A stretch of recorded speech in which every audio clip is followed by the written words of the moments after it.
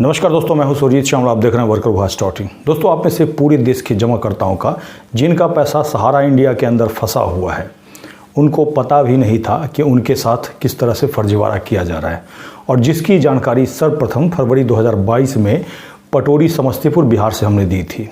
आपको जानकर काफ़ी हैरानी होगी और मुझे बताते हुए काफ़ी दुख हो रहा है कि शाहपुर पटोरी थाने में अभी तक 9 महीने हमारे शिकायत के बीतने के बाद भी एफआईआर दर्ज नहीं किया गया। आज मैं आपको बताऊंगा कि आखिर पटोरी थानेदार एफआईआर दर्ज क्यों नहीं कर रहा है। साथ ही हमने एक पिटीशन थानेदार को दोबारा से दिया है, उसमें क्या लिखा है वो भी बताऊंगा। और आपको जानकर उसमें भी हैरानी होगी कि थाने के अंदर एफआईआर दर्ज नहीं करना कहीं ना कहीं माननीय सुप्रीम कोर्ट के आदेश का अवहेलना है।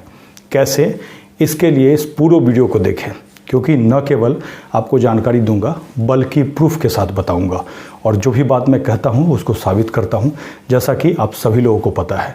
तो दोस्तों, अनुरोध करूंगा इस वीडियो पे आप अंत तक बने रहें, और अगर आप हमारे चैनल पे नया हैं तो जल्द से जल्द इसको सब्सक्राइब कर ले, बेल आइकन को जरूर क्लिक करें, ताकि हम इस चैनल पे आप वर्कर से संबंधित जो भी वीडियो अपलोड करें उसका नोटिफिकेशन आपको सबसे पहले प्राप्त हो। आइए दोस्तों, इसको स्टेप बाय स्टेप करके जानते हैं, लेकिन उससे पहले वीडियो को लाइक जरूर कर दें। और दोस्तों, आपको बता दूं कि सहारा इंडिया फर्जीवाड़े की शिकायत हमने पटोरी थाने के अंदर दी थी, जिस शिकायत को दिए हुए तकरीबन 9 महीना बीत चुका है, जिसके बाद भी अभी तक एफआईआर दर्ज नहीं किया गया है। जबकि एफआईआर जो होता है इनिशियल प्रक्रिया होता है, जिसके बाद ही वो अपनी कार्रवाई शुरू करते हैं, और वही अभी तक नहीं किया गया, जिसका कल ही हमने बिहार सरकार के साथ साथ बिहार पुलिस महानिदेशक, एसपी, डीएम, अनुमंडल अधिकारी तमाम लोगों को शिकायत भेज दिया है, और शिकायत के साथ ही उनके साथ जो हमारी फ़ोन पे बातचीत हुई है उसको भी भेजा है, ताकि वो कम से कम देख सके कि उनके जो अधिकारी हैं उनकी जानकारी कितनी अच्छी है। क्योंकि वो कह रहे हैं कि सुप्रीम कोर्ट ने आदेश दिया है कि सहारा इंडिया का ब्रांच चलेगा और पैसा जमा नहीं होगा, रिन्यू नहीं हो गया, जबकि हमने 2015 में लाइसेंस रद्द करने की जानकारी का डॉक्यूमेंट दे दिया है। और तो और उनके डिप्टी कलेक्टर से भी हमारी बात हुई थी, और उन्होंने भी स्वीकार किया था कि भी सहारा इंडिया का लाइसेंस रद्द है। अब उनको सहारा इंडिया के तरफ से जो लोग काम कर रहे हैं वहाँ पे, उन्होंने बता दिया कि सुप्रीम कोर्ट में हमारा केस चल रहा है, जिसकी वजह से वो इस तरह की दलील दे रहे हैं। खैर, यही नहीं बल्कि 24/11/2022 को पटोरी थाना पे सदैव उपस्थित होकर मैं पटोरी थाना पे गया था, और वहाँ जाकर के ये पिटीशन मैंने रिसीव कराया।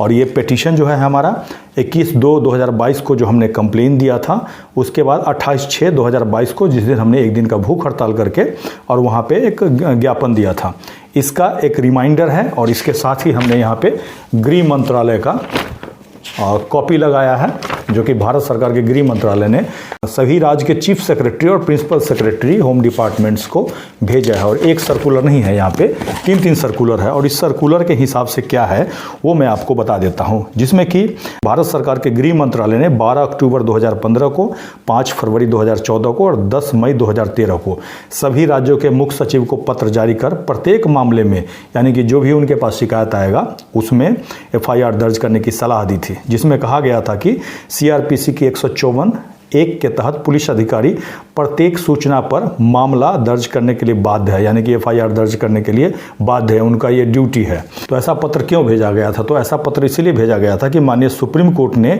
एक संविधान पीठ में ललित कुमार बनाम यूपी सरकार WPC CRI नंबर 68 और अन्य मामले में सूचना के आधार पर एफआईआर का पंजीकरण को अनिवार्य किया था, जिसकी पटोरी थाना के द्वारा अनदेखी की जा रही है। एक तरह से, जैसा कि मैंने बताया था, सुप्रीम कोर्ट के आदेश का अवहेलना किया जा रहा है, जिसमें सुप्रीम कोर्ट ने अनिवार्य प्राथमिकी दर्ज करने में कुछ मामले को अपवाद में रखा था, जिसमें कि हमारा सहारा इंडिया वाला भी मामला आएगा, और जिसमें सुप्रीम कोर्ट की तरफ से कहा गया था कि मैक्सिमम जो एफआईआर दर्ज करने से पहले जो जांच होगी मैक्सिमम 7 दिनों की होगी, लेकिन एफआईआर दर्ज करने से पहले जो प्रारंभिक जांच होगी वो मैक्सिमम 7 दिनों की होगी। उसको कहाँ दर्ज करना है? तो जनरल डायरी में, स्टेशन डायरी या डेली डायरी जो भी वो कहते हैं, उसमें दर्ज करना है, और उसमें ये लिखना है कि 7 दिन की देरी उन्होंने क्यों की। जबकि न तो स्टेशन डायरी में दर्ज हुआ, न ही जनरल डायरी में दर्ज हुआ। मतलब पटोरी थाना में कोई भी कानून को लोग मानता ही नहीं है। इसका मतलब क्या हुआ? इसका मतलब सीधा सा है कि हम चाहते हैं कि सहारा इंडिया ने जो पटोरी के अंदर फर्जीवाड़ा किया है उस पर कानूनी कार्रवाई हो, लेकिन वहाँ का प्रशासन कान बंद करके अभी भी सोया हुआ है। वो नहीं चाहता है कानूनी कार्रवाई करना। अगर वो चाहता है कि लोग अपने हाथ में कानून ले ले तो कहीं ना कहीं एक तरह से वो कानून के खिलाफ लोगों को भड़का रहा है, और इस बात पे सरकार को ध्यान देना चाहिए, क्योंकि कानूनी कार्रवाई नहीं किया जाएगा तो कल को लोग विवश होकर के सड़क पे उतरेंगे, बवाल करेंगे। इसके लिए कहीं ना कहीं प्रशासन दोषी होगा। और बार बार हम इस तरह का लेटर लिख करके सरकार को भी आगाह कर रहे हैं और प्रशासन को भी कह रहे हैं कि कम से कम आप कार्रवाई कीजिए हुए। और ये जबकि शिकायत दिए हुए 9 महीना हो चुका है। जैसे ही हमने 24/11/2022 को पटोरी थाना में शाम को 4 बजे पटोरी के नए थानेदार विक्रम आचार्य जी से मिले, उन्होंने आश्वासन दिया कि कल 10 बजे आप आइए, अनुमंडलाधिकारी से हम बात कर लेंगे और बात करके FIR दर्ज कर लेंगे। हालांकि मैंने जब कंप्लेन दिया था ये वाला रिमाइंडर तो इसका रिसीविंग मांगा था, उनके द्वारा कहा गया कि कल हम आपको FIR का कॉपी ही दे देंगे, रिसीविंग लेके क्या करेंगे। ठीक हम कल होकर के 10 से 10-15 के बीच हम पहुँचे। तकरीबन हमारे साथ 6-7 जमाकर्ता थे जिनका पैसा था और कुछ प्रतिनिधि भी थे, जनप्रतिनिधि।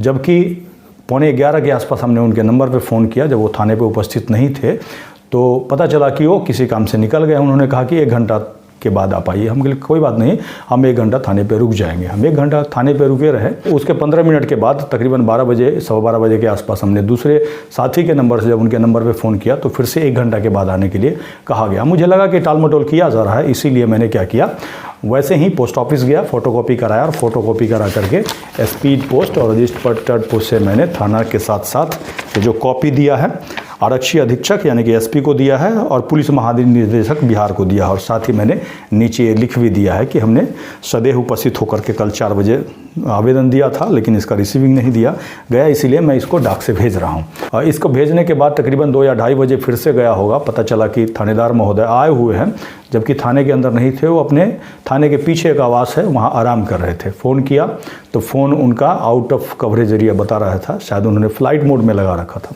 1 घंटा तक मैं वहाँ पे उपस्थित था। बार बार जो वहाँ पे स्टाफ था उनसे गुहार कर रहा था कि मिलवा दीजिए, मैसेज दे दीजिए, लेकिन किसी ने कोई सुनवाई नहीं की। बाद में 3:30 बजे के आसपास मैं वहाँ से वापस चला गया।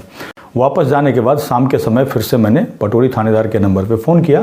फ़ोन करने के बाद उनसे बात हुई, लेकिन आवाज़ ब्रेक हो रहा था और मुझे जो सुनाई दिया उन्होंने कहा कि मनोज जी से आप बात कीजिए।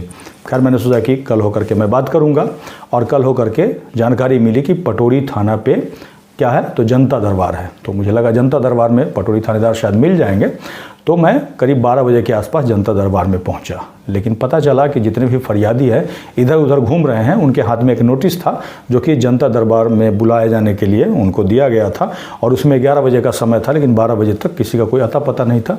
जिसके बाद पटोरी थानेदार के नंबर पर फ़ोन लगाया, फ़ोन नहीं लगा।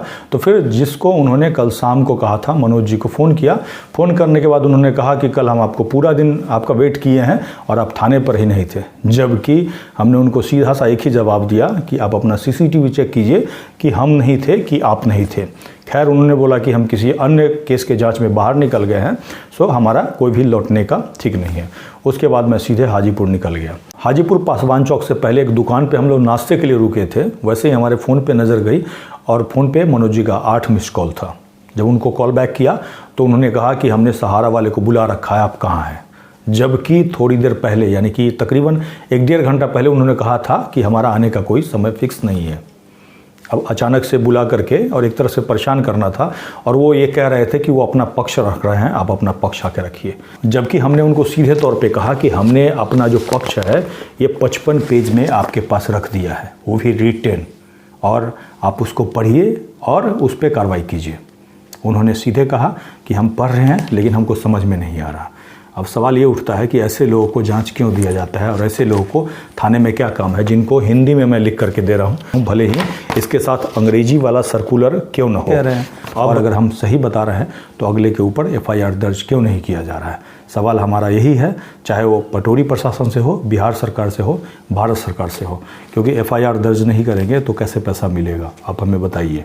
हमारे साथ चीटिंग हुआ है, फ्रॉड हुआ है, और इस बात की जानकारी सरकार को है, लेकिन सरकार इसके बारे में कोई भी बयान देने से बच रही है। अगर आप कमेंट्स करके बताएंगे तो वो डॉक्यूमेंट भी मैं आपको दूंगा जिसमें कि सरकार ने स्वीकार किया है कि आपके साथ फ्रॉड हुआ है। ऐसे में सवाल उठता है कि सरकार क्यों चुप है। दोस्तों, इसके बाद भी हम लगातार प्रयास में हैं कि पटोरी थाना के द्वारा FIR दर्ज कराया जाए, और जिन लोगों के सहमति से वहाँ पे ब्रांच चल रहा था, सहारा इंडिया के नाम पे लोगों से पैसा लिया जा रहा था, उन सभी के ऊपर कार्रवाई हो। चाहे वो अधिकारी हों, चाहे सहारा इंडिया के नाम पे जो लोग वहाँ बैठ करके लोगों का पैसा लूटे हैं, उनके ऊपर कार्रवाई होना चाहिए। इसका प्रयास हम अंतिम समय तक करेंगे और लगातार करेंगे। आज न कल उनको FIR करना पड़ेगा और हो सकता है बहुत सारे लोग इसमें न पे। अगर आप इसको डिटेल में पढ़ना चाहते हैं तो आप हमारे ब्लॉग www.workervoice.in पे जा सकते हैं। अगर हमें फेसबुक पे देख रहे हैं तो पेज को लाइक करेंगे, यूट्यूब पे देख रहे हो तो चैनल को सब्सक्राइब करेंगे, वीडियो को अधिक से शेयर और लाइक करेंगे ताकि अधिक से अधिक साथियों तक ये जानकारी पहुँच पाए। इसके साथ ही विदा लेता हूँ। जल्द एक नई जानकारी के साथ मिलते हैं। धन्यवाद।